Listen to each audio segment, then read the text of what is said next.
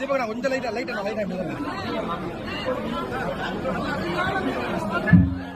இப்பொழுது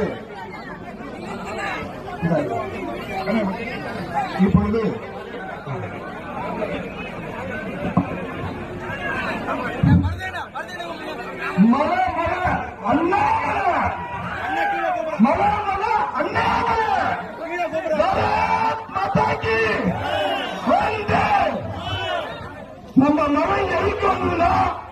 இந்த திராவிட முட்டாட்கள் மக்கள் அரசியல்வாதிகள் நம்மளை கொள்ளடிச்சுக்கிட்டு இருந்தது சில பேர் கொள்ள